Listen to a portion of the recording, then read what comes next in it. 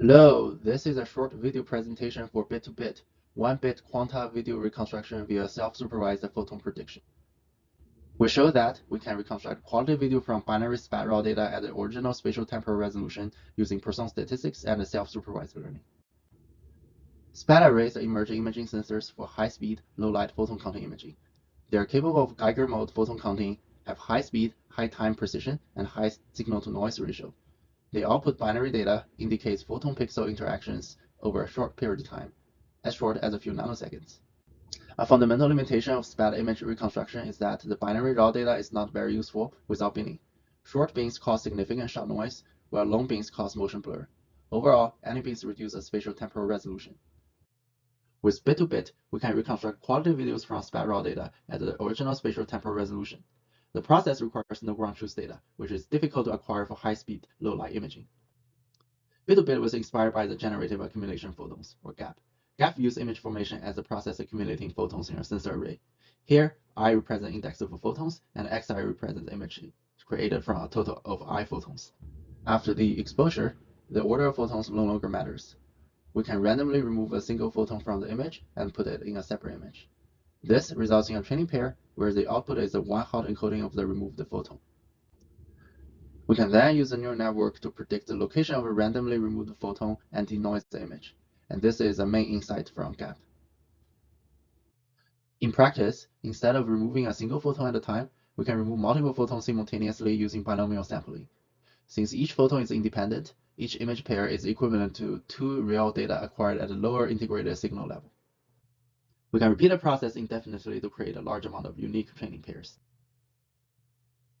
However, GAP does not work with binary spat data. GAP assumes the photons are Poisson distributed and there is no bit depth limit on each pixel. Spat data is not truly Poisson photon counting at the pixel level.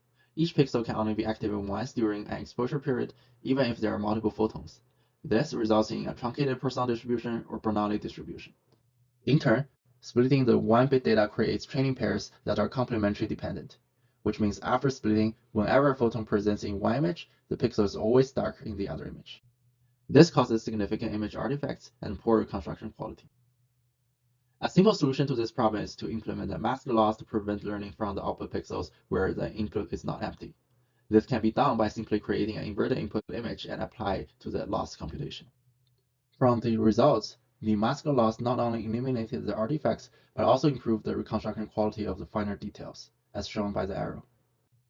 And here is the video of the input and the reconstruction results. In addition to the mask loss, we optimize the method and the performance by implementing a 3D model. We also show that a practical strategy to select a splitting hyperparameter P is to randomly sample the entire range between 0 and 1, which reduces overfitting and enhances reconstruction quality. Here are some reconstruction examples from real spat data. This is a scene with a moving camera and a fast-moving object, a CPU fan.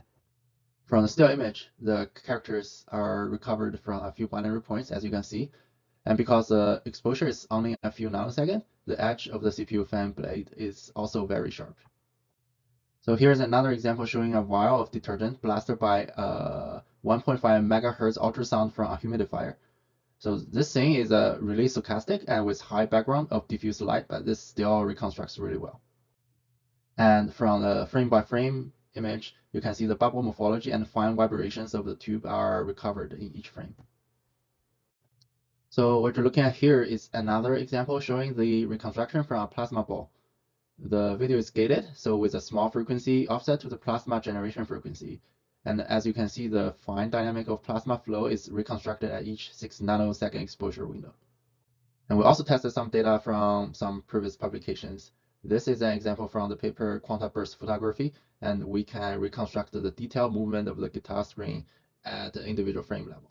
So we also explore our methods with some non-spat data. Here is an example point cloud simulated from a 3D confocal microscopy volume, and it represents a scanning volume using a single point binary detector and get XYZ instead of XYT. At less than 6% fill rate, we can reconstruct a high quality image looks just like a good confocal microscopy image. At less than 1% fill rate, which is only 1.5 million points in the entire volume, we can still easily distinguish individual cells and some details in histology. In summary, we show that bit2bit can reconstruct quality videos from spat raw data, requiring only the data itself. Our approach significantly improves the usefulness of the binary quanta image data. This enables data-efficient, ultra-fast imaging at extremely low light, which can be useful for microscopy, astronomy, and other scientific applications.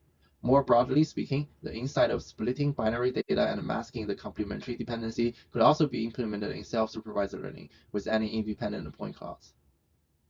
So that's all in this video. Thank you for watching.